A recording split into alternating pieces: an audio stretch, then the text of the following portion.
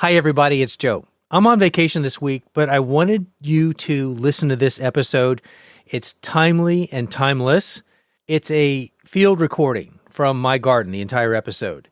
And I don't do that very often, but I did it last year, about this time last year. And a lot of you commented on how much you enjoyed it. And you felt like you were out in the garden with me. So I think this one will be a good re-listen if you've heard it before. But if you haven't, I think it'll be a treat for you. So enjoy, and I'll see you back here next week. Hi, everybody. It's Joe Leopold, the Joe behind Joe Gardener, and welcome to the Joe Gardener Show. Today's episode is one I really enjoyed putting together for you. It's also unique in the format used for this one. First, it's a solo episode with just me. That's not so unique, but this is only the third time out of a total catalog of episodes, currently 379, where the recording takes place entirely from my garden. The two other times I did this, we got a lot of great feedback, and listeners really liked the change from inside to outside, and they especially liked that although they couldn't see what I was doing and talking about, they almost felt like they were there. So today's format is similar, and I hope you get the same feeling this time. In today's episode, we walk around the garden to assess the current state of the vegetable plants and flowers, talk about some of the challenges that are hard to manage, and discuss things that have gone very well too. I'll also take you up the hill to my small nursery area next to my greenhouse, and I'll update you on my fall seed sowing and everything else I'm growing to plant out in my cool season garden. Plus, I have some other garden-related activities that I've been working on this month that I'm really excited about, and we'll touch on that too. So let's get started and head out to the garden for this week's episode. Larry the Garden Cat and I will meet you right back here after these important messages from our sponsors for today's episode, the Ultimate Gardening Sheath and Milorganite. When I co-created the Ultimate Gardening Sheath, it wasn't about adding another gadget to the mix. It was about solving a problem I had every time I walked into the garden. I wanted my three essential tools, pruners, soil knife, and micro snips, always with me in a way that was comfortable, secure, and safe. What I experienced was that this simple change made gardening so much more efficient. But even more than that, it made it more enjoyable. That's something about having exactly what you need, right where you need it, that lets you focus on the joy of gardening instead of the hassle of hunting for tools. Handmade by a skilled North Carolina leather artisan, this sheath is beautiful and built to last a lifetime. You can check it out and order your own Ultimate Gardening Sheath exclusively at joegardener.com/UGS. That's joegardener.com/UGS. If you're not familiar with Milorganite yet, allow me to introduce you. They are the makers of a non-burning, slow-release, organically derived source of nitrogen fertilizer, and they've been making it for almost 100 years. It's the fertilizer I use all around the garden farm and have been using for years, for my lawn, landscape, and garden beds too, anywhere I need an extra source of nitrogen. Milorganite is my choice for that, and at this time of year, as we enter fall, it's the perfect fertilizer to give your lawn the nitrogen it needs to look its best this season and to provide it what it needs to overwinter all season long. It's readily available wherever fertilizer is sold, and to learn more, check out their website at milorganite.com.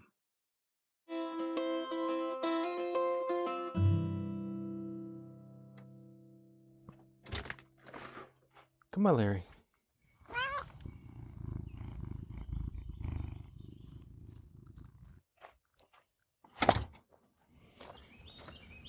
All right, walking out to my garden, bringing you along.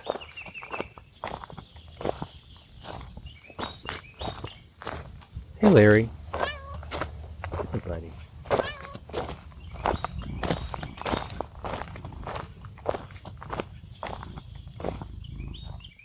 My constant companion in the garden. When she sees me heading to the garden, she full-on sprints into the garden and hops up on the closest bed to where I am and then follows me through the garden, hopping from bed to bed, walking along the top of the 6x6-inch timbers as her personal pathway to keep up with me in the garden. But we hang out here a lot together and have a great time. It's fun to have that company and to know that she really enjoys being out here too, just hanging out. And then once I settle into a spot and do some weeding or whatever it is I'm working on, she'll lay there close by, facing me and just chilling and watching me work. And I think it's fun for both of us.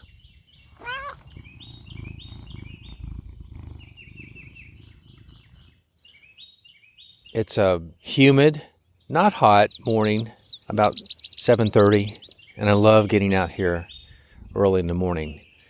As I walk out, I'm looking at the goldfinch, taking seeds off of the spent flower heads of the echinacea, and they're having a feast right now.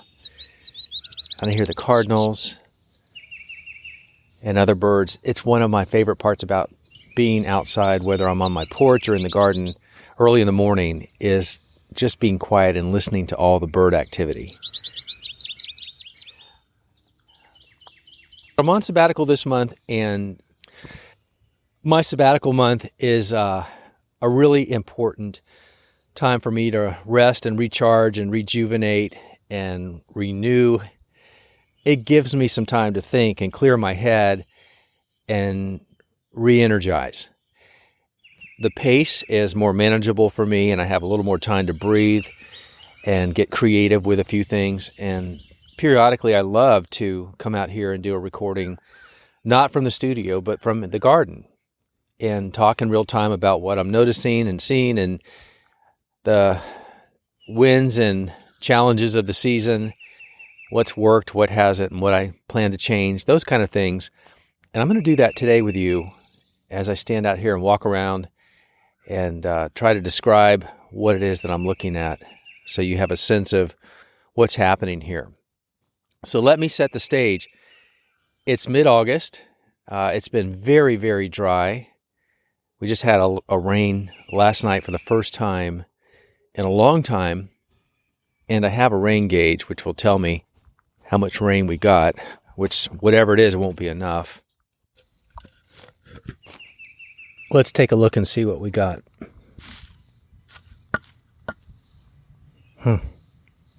About half an inch. We'll take it. Absolutely take it. Here in Zone 8A, north of Atlanta, Georgia, by about 30 miles, that's where my garden is, and it's generally hot and humid. And in the summertime, although everything does really well, it also struggles with diseases, especially the tomatoes. I grow a lot of tomato plants. This year, I grew 24. Usually it's more than that. I'm trying to cut back. And the reason for that is, as you may well know, they're very needy as far as maintenance to keep up with the diseases that just come in. Despite your best efforts, they're going to come in through the wind and in the soil and just different ways. So you want to keep up with it. But here, we'll get our first tomatoes from the big heirlooms right at the end of June if I plant them sometime around mid-April. That's right after our frost-free date. And then they go strong for about a month, but I am maintaining them by cutting out a lot of disease foliage all through that time to keep them looking good and to prevent the disease from spreading. But by the time we get into August, or around August 1st, I'm ready to pull out most of them because they don't look so good. We've had over 30 days of nonstop tomatoes, which is amazing. But by that time, I'm ready to kind of move on and set the stage for the fall garden, which I really love for a lot of reasons. It's cooler, there's less humidity, not nearly the disease or insect pest pressure, and it's just overall more pleasant. So I need to make room for that, and that's kind of where I am right now. I've pulled out, of the 24 tomato plants I started with, I pulled out so far 20 of those. 4 remain, and one cherry variety, which is called Cherry Ember. It's in its stride. It's loaded with tomatoes, minor disease pressure, and that one can stay. Even though it's not my favorite, I always like to experiment with new varieties every year. It's okay, but the skin's a little tough. Anyway, it gets to stay because it's working hard and looking good. Something else that I grew this year that is not something I generally like to do, and that is squash. But this is winter squash, which is the vining type, which I have 2 trellises I installed this year to get some vertical interest. And it looks really good, but again, for the same reasons as many other summer crops here, the insect pests, especially with squash, are all over the place. And as an organic gardener, I minimize or avoid spraying, and manual control is my thing, or physical barriers. But with vining plants, that's hard to do.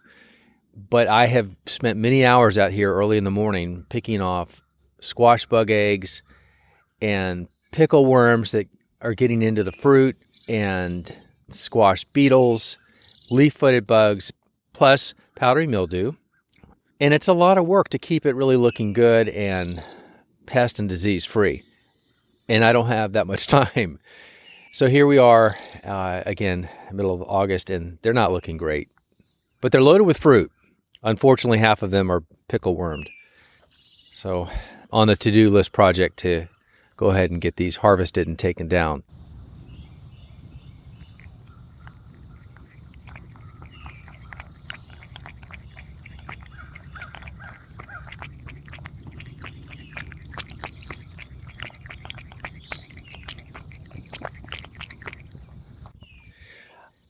That was the sound of Larry accessing some water. I love having a water source out here, and it's amazing how often it's empty at the end of the day, even though it was full at the beginning. Lots of birds, lots of wildlife come to that.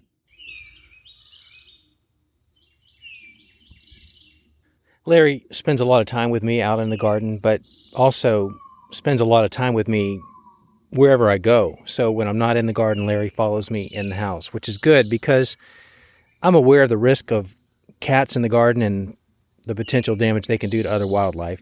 Fortunately, I've watched Larry for a long time now, and Larry is not a hunter. She's either too fat, too old, and too lazy, or any one of the above would do it, but I think she's all three, which is actually not a bad thing for a cat in the garden, but that is a concern. And a huge known risk to birds, the amount of bird deaths due to cats in the garden and outside. I have another water source just outside the garden, a bird bath, and I keep that filled as well. And the bees just go nuts over that. They are there every day, lining the perimeter of the edge and drinking from it. It's amazing. And when I refresh the water, they just come en masse, and they just start hovering all around, and they just can't wait to get to some fresh water. Always makes me feel good to see that. And then I worry about what happens when, they don't have access to water like that. I think too many of us assume that the wildlife is getting what it needs somewhere. But as I mentioned earlier, we haven't had rain in forever. And so typical water sources probably are dry. And I think it's really important for us to make sure there's always an opportunity for whatever comes by to get some water. Right now I'm looking at a hummingbird on one of my zinnias. I love having flowers out here. I've always grown flowers, but not so much in my vegetable garden. Thankfully, a couple years ago, I started incorporating dedicated beds into my vegetable garden to make sure the perimeter was full of flowers all the time. So Toby, my farm manager, and I started planting native perennial flowers as well as ornamentals, such as zinnias and dahlias. But it's made a big difference in the activity of this garden, and I can't believe I waited so long to do it, but I am so glad that I did, and there's no going back now, because the difference before versus after with flowers in the garden makes this garden come alive like it never has before. And every day when you walk out and flowers are in bloom, you've got beneficial insects on all the different flower heads, and the birds are here. There's less pest pressure, and it's a different world than it was, even though it was really nice as a full-on vegetable garden with really nothing else but edibles in the garden. This is so much better in so many ways. It's more beautiful, it's more productive, and it's less of the things you want less of, such as the pest. Even though you have them, there are definitely less. And then we save the seeds at the end of the season, and then we just sow them out into trays or direct sow them the next season, and back they come. And then some are self-seeding, and so they reward us there too. So some of what I'm growing, I mentioned the dahlias and the zinnias. I've got some sunflowers interspersed within the raised beds themselves, and then we plant around them in the space available underneath, and then they're in some of the dedicated beds. And we do marigolds, and honestly, I've never really been much of a marigold fan, But to see them in the garden as the season goes on into fall, this is when they really come to life. And we start them from seed, and they're pretty puny early on in the summertime. But right now I'm looking at them, and they are just full on, thick, beautiful, lush green, dark foliage and lots of orange flowers. It's a nice contrast and a nice complement on the corners of the beds and mixed in. And in the fall, they really come to life in such a beautiful way. And when you combine that with the colors of the fall foliage from your edible plants, it's spectacular. So even without the flowers, the color of the fall garden from an edible standpoint is really amazing, between the Swiss chard and the beets and the giant red mustard and the structure of the curly leaf kale, and you can get red and purple kale and so many other things that just provide a look that you don't have any other time of the year. And that's in a vegetable garden. So as I walk around, I'm looking at some other things that I'm checking on.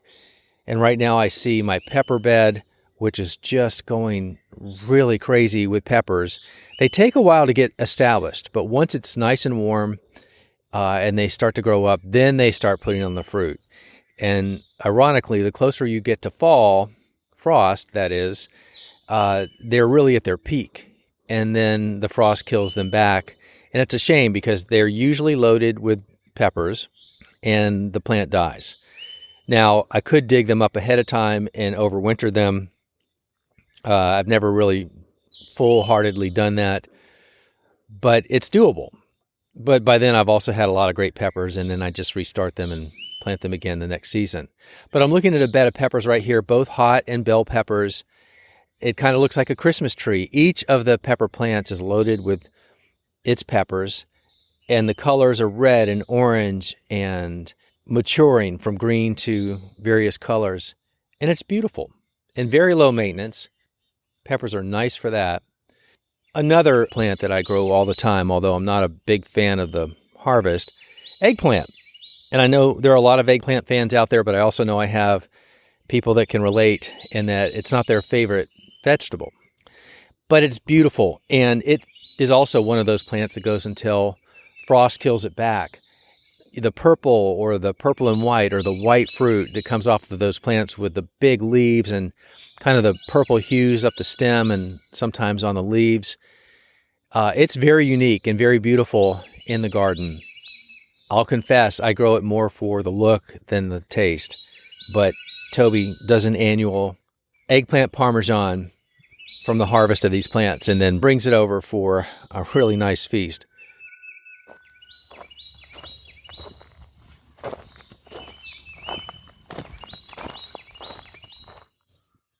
Right now I'm looking at some lemon basil, which is planted here because of the fragrance. You can't help but notice it as you walk near it, and it is amazing. And then when it goes to flower, the pollinators are all over these, and it's a show, and they just come from everywhere. So it's a lot of fun to see all the insect activity just on this one plant. One flower plant that we started growing last year in here was borage, which is a bee magnet. It's probably the most attractive plant we have in here for the pollinators, especially the bees. But it is quite aggressive with its self-sowing, and it can really get everywhere if you're not careful. So we're going to back off on that next year and look for alternatives because it's quite aggressive as a self-sower and can take over some big spaces. And that's when you have to start getting ruthless about your decisions on what you plant and what you choose to leave out. Even though it may be very floriferous and a great magnet for your insects, you have to also decide how does that impact the rest of the garden and your life in the garden from a maintenance standpoint. But that's a personal decision that you evolve into over the time that you experience how it does in your garden. And you either make adjustments or you don't and keep growing it.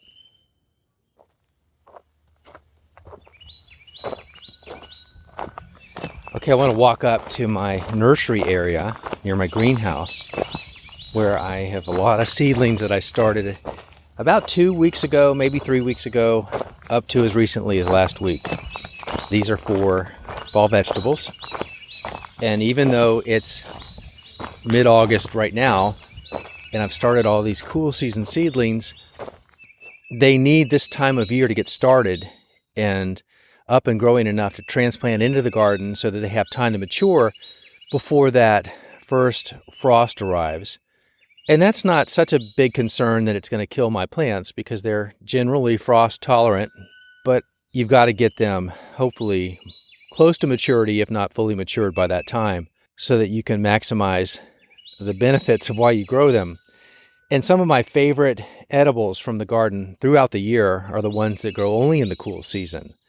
And right now I'm looking at about 1,000 seedlings that I've started within the last 3 weeks. And they're looking great. They got another couple weeks in the cells here before they get planted outside. But I've got several varieties of kale. I've got spinach. I've got bok choy, cabbage. I've got broccoli, beets and Swiss chard, and kohlrabi and lettuce. And that's off the top, just scanning over what I'm looking at right here. And it's lush. I love starting seeds. And the beauty of this, if you do this for the fall or the cool season garden in the spring, is that you've got options for really whatever you want to eat because you chose the seeds. And if you wait to try or assume that these seedlings are going to be available at a garden center, at least where I am, nurseries don't really support cool season plants like they do the summer tomatoes and peppers and herbs. And that's because they use the space in the fall to get ready for Christmas. And so all that shelf space that you would normally have where you would go buy your seedlings is taken over by seasonal displays.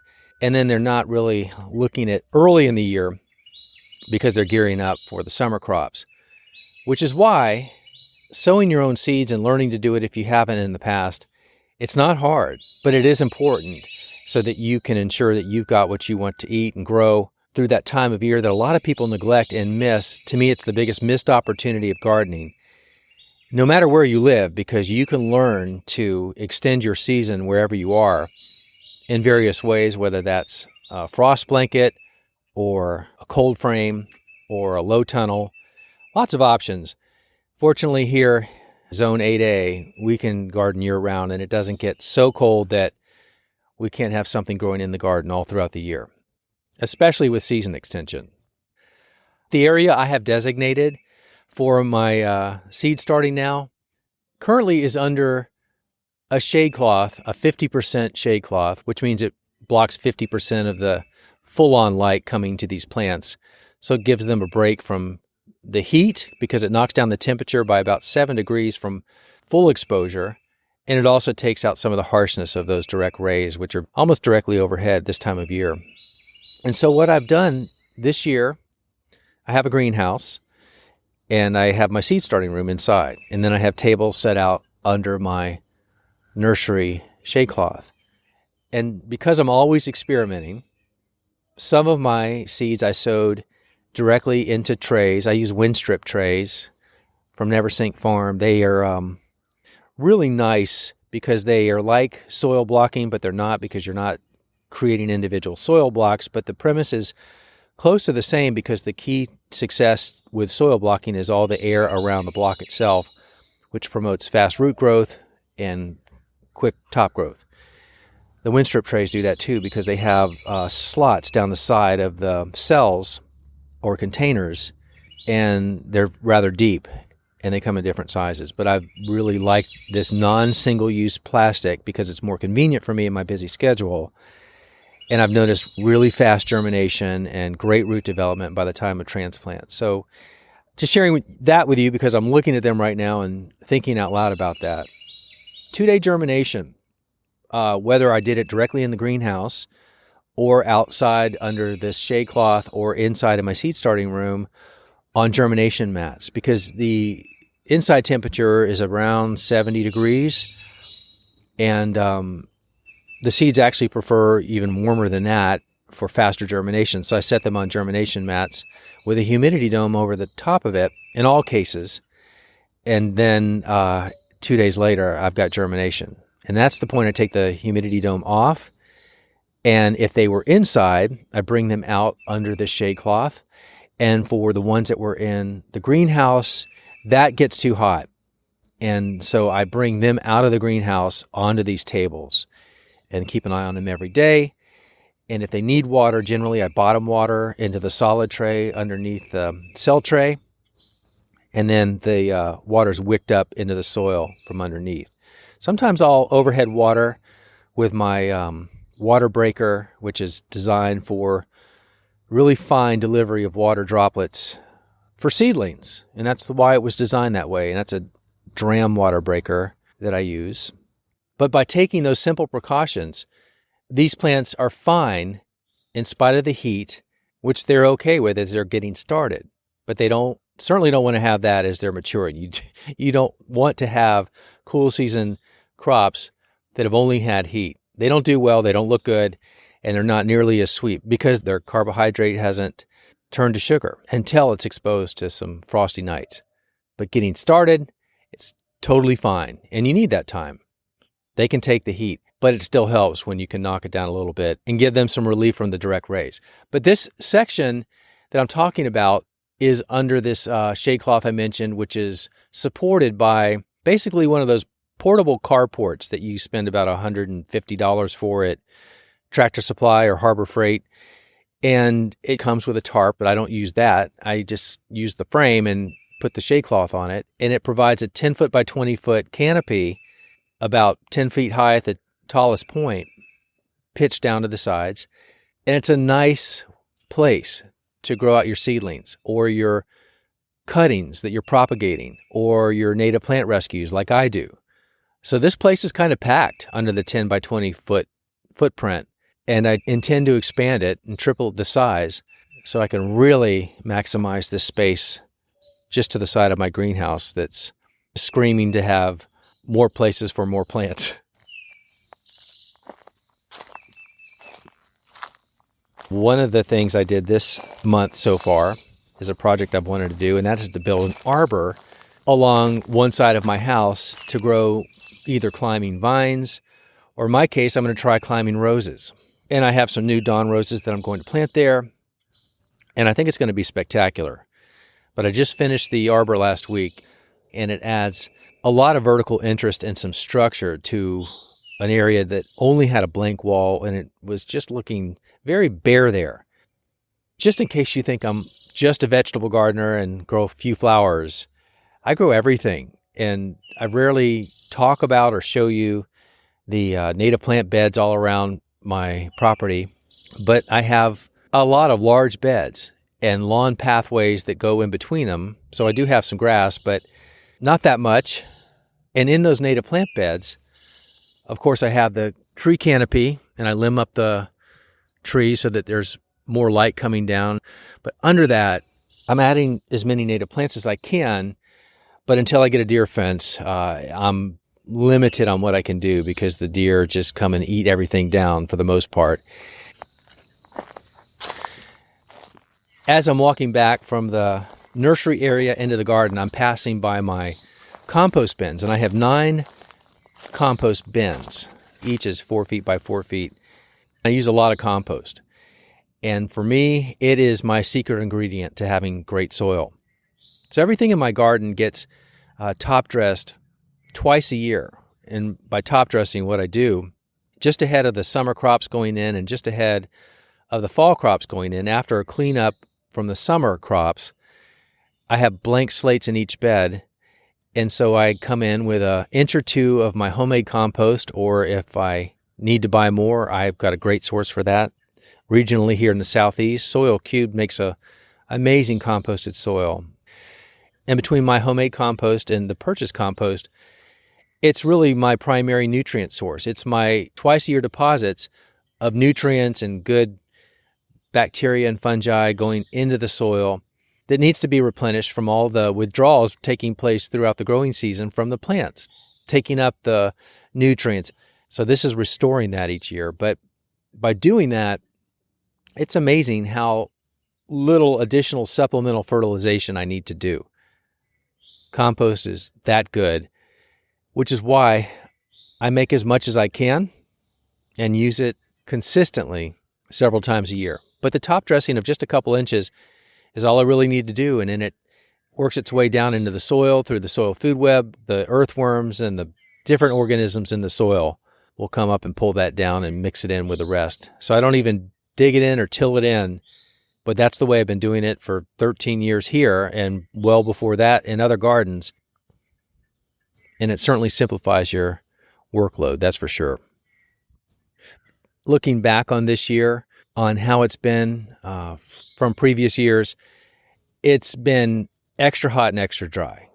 This has been maybe the hottest year I can ever remember, and certainly combined with the lack of rain, these plants have been through a lot of stress. And even so, with that lack of rain, I haven't had to do a lot of watering. And the reason for that is back to the soil, having great soil that acts like a sponge because you have good soil amendments in there with the compost and other organic material. It holds the moisture, especially when you put mulch on top. And that's the other combination between the compost and the mulch. That's a 1-2 punch that really serves your garden very well. And the mulch helps keep the soil cooler, and the sponge-like effect helps hold that moisture in place. You're not watering nearly as much as you may think you need to. So that's kind of the update on what's been happening this year in the garden and currently this month. And today I have a lot of work to do in here, relating back to the cleanup part to get ready for the fall crops. So I've got those remaining tomatoes to pull out and some top dressing to do with the compost and some weeding and some other things. But it's okay. It's all part of the process and it's all good. Come on, Larry. Let's go in. Okay.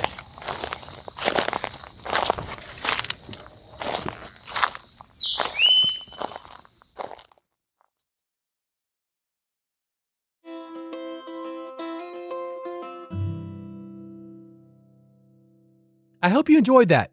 I really did enjoy putting that together for you. I love doing that style of recording, but when you don't do it all that often, it can be more complicated and cumbersome, and it does take a little bit more planning rather than just going into the studio and turning on the switches and beginning the conversation. But I already have some additional field recordings planned in the near future, so hopefully those will turn into real episodes very soon. This week's show notes for this episode that you just heard will be very good to take a look at because I made a point of including many of the pictures of most of the things that I talked about today that I thought you would like to see. So you'll know exactly what I was talking about. And if there's a link that needs to be associated with that, we'll include those as well. And other bits of information that will also be helpful to accompany what I talked about today. So all of that is in the show notes, plus you can re-listen to the episode again. It's on our website at joegardener.com under the podcast tab. And this is episode number 432. You can also watch this episode on YouTube. We've been adding all our new episodes into our YouTube channel recently. And so if you'd like to see the pictures and the visuals that we will throw in there to complement what you're listening to, you might find watching it is your new favorite way to consume this podcast. So give it a try. That will be on YouTube. The channel is Joe Gardener TV. And if you come upon this announcement later on, you're looking for episode 432. We stay busy all through the week preparing for our next podcast episode and our YouTube videos. We have two channels for that, Joe Gardener TV and GGW TV, for my television series, Growing a Greener World, with all of our episodes that we've ever done uploaded there so you can completely binge watch for free over 200 episodes of gardening-related content. And on social media, you can find me on Instagram at Joe Gardener. And if you're looking to go deeper on specific gardening content, you may find just what you're looking for in the Online Gardening Academy, where we have in-depth online courses around specific gardening topics, such as master seed starting, organic vegetable gardening, beginning gardening fundamentals, the perfect soil recipe masterclass, and more. And you can learn more by heading over to joegardener.com/learn to see what's available and when enrollment is open. That's going to do it for today. And as we wrap up, thanks to my team, Amy Prentice, Brendan O'Reilly, and Christine LaFond for the great work you do every week to get this podcast ready to go and out the door on Thursdays. And thanks to all of you who have joined me today. My goal with every show is to help you take the guesswork out of gardening by teaching you the why-do behind the how-to so that you can become a better, smarter, more confident gardener. I'll be back here again next Thursday for another episode of The Joe Gardener Show, and I look forward to having you right back here to join me for that. Until then, have a great week, everybody. Take care, and I'll see you back here really soon. Thanks for listening to The Joe Gardener Show, the podcast where it's all about gardening and learning to grow like a pro. No experience required. For more information, podcasts, and how-to videos, visit us online at joegardener.com.